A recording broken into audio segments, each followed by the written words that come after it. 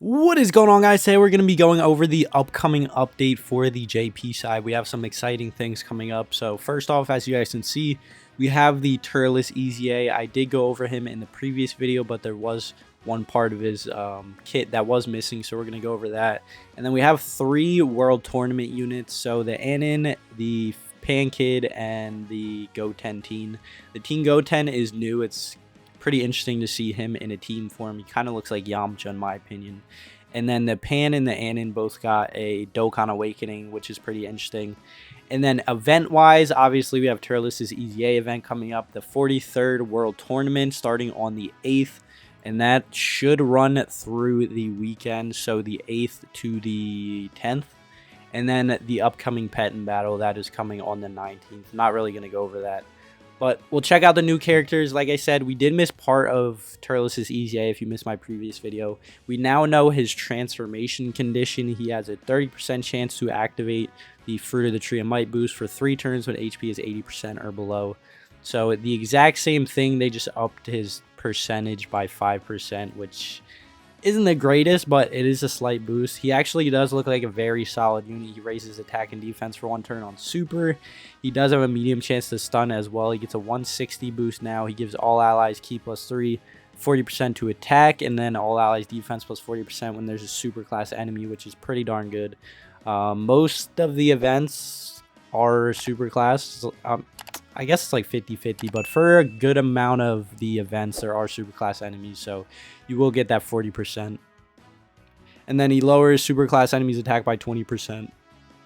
And then in his boosted transformation, he stacks attack and defense, which is really nice, and causes immense damage with a high chance to stun now. He recovers 20% HP, he gets a 200% boost now to attack and defense. He still gives all allies key +3. He gets an additional 100% to defense when there's a superclass enemy. Again, that superclass enemy is sort of a downfall for him, but for the most part, it shouldn't be too bad to get that. And then he gives superclass enemies defense -80% and attacks effective against all types when HP is 80% or more. So he does look like a very solid EZA. Obviously, on paper, units don't may or may not perform as well as they should, so we kind of have to wait to see how he performs in game. On global, we won't see him for quite a while, so that kind of sucks, but that's the downfall of playing global like myself. So we'll have to wait for that on global, but his EZA does seem very, very solid.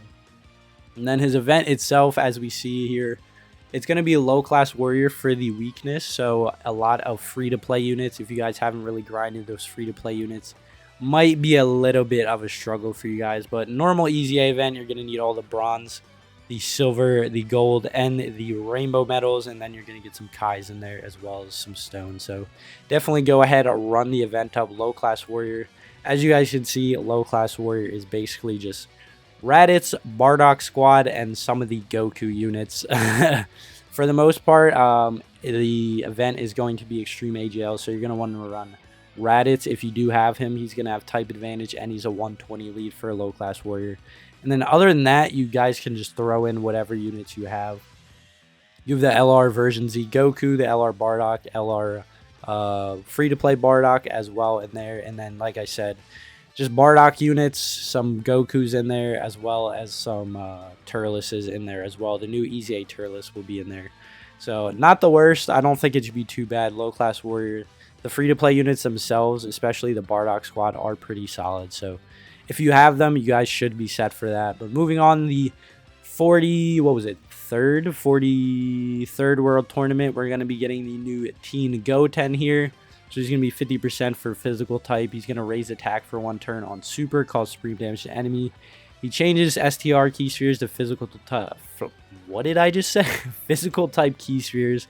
So he's an orb changer. He's getting attack and defense +20% per key sphere obtained, which is pretty solid. An additional attack and defense +5% per key sphere obtained with another bond of friendship category ally attacking in the same turn. And then an additional attack and defense +100% when performing a super. So for a SSR, that's actually not too bad. He's under a World Tournament, Hybrid Saiyans, Majin Buu Saga, Goku's Family, Siblings Bond. So he's on some pretty good categories as well. He's got Shocking Speed, Kamehameha, all in the family. So some okay links in there.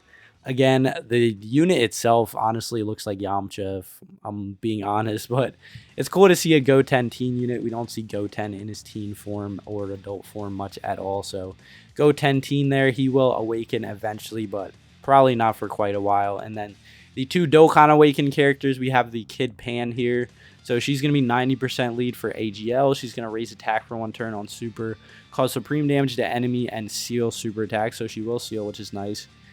She gets attack and defense plus 150% and a high chance of evading enemies' attack, including super. That's pretty solid as well. She gets an additional attack and defense plus 100% for 5 turns after evading an attack, and then performs a critical hit as the first attacker in a turn.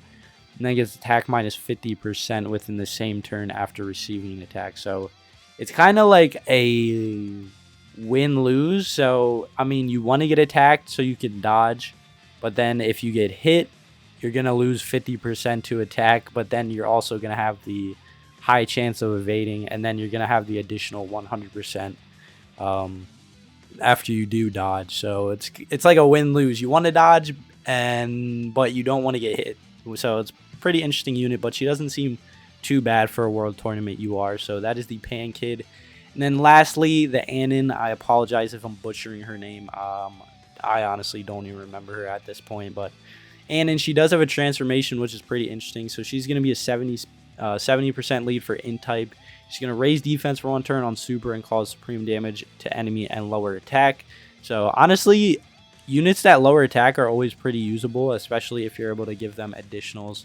We'll see how the rest of her passive looks, but she's getting a 120 boost to attack and defense, an additional 50% to attack and defense when supering. She gets key plus 3 and an additional attack and defense plus 100% when HP is 60% or more. So that's actually pretty darn good. I'm not going to lie. And then Peppy Gal's category allies key. Oh my gosh, I cannot talk. And my voice is scuffed. I apologize. But 20% to attack and defense for Peppy Gals.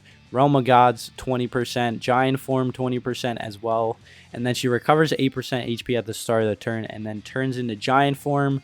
She's a high chance when HP is 60% or less, so this unit actually looks pretty darn good. She has a 120 boost to attack and defense. She's raising her defense on super. She gets an additional attack and defense plus 50 when supering, and then an additional attack and defense plus 100% when HP is 60% or more, which is pretty easy to be above 60%. And then even when she does drop below 60%, she's going to heal as well, so that's pretty good. And then the transformation condition as well. And then she supports 3 categories like Peppy Gals, Realm of Gods, and Giant Form. Giant Form definitely needs some units, so I think this will help it out a little bit. Realm of Gods, there's so many Realm of Gods units, so not the biggest deal there. And then Peppy Gals is actually pretty solid, so it'll be interesting to see how she fits in there. But let's check out her Giant Form. So on super, she's going to greatly raise attack temporarily and cause destructive damage. Then her passive, she just gets key plus 3. Pretty interesting there. Obviously, in Giant Form, you don't take damage, so you won't be taking any damage. Doesn't specify if it'll only last 1 turn, or it could be 2 to 3 like the Giant Form. But the Anin actually looked pretty solid. I'm not going to lie. The Anin looked solid. Pan, she looked okay. Still interesting how they do the 50% loss to attack. But she will be dodging there, and she does super as well. And then the Goten teen, well, obviously he's just a UR, SSR, base UR. So we'll see what his TUR looks like in the future when he drops. But that is just about it, guys. The Turles, I would definitely go ahead and do that event. He'll be worth it. I know a lot of people loved Turles back in the day when he was meta on Extreme AGL. So we'll get to see him back in viability. Hopefully he's as good as he seems on paper. But other than that, guys, hopefully you did enjoy. If you did, definitely go down there, smash that like button. And if you're new, consider hitting that subscribe button. It'd be greatly appreciated. If you guys want to stay tuned for more Dokkan content, whether it be news, summons, gameplay, you're definitely in the right place. But other than that, I hope you guys have a blessed rest of your day, and I'll see you guys in the next video. I'm out. Peace.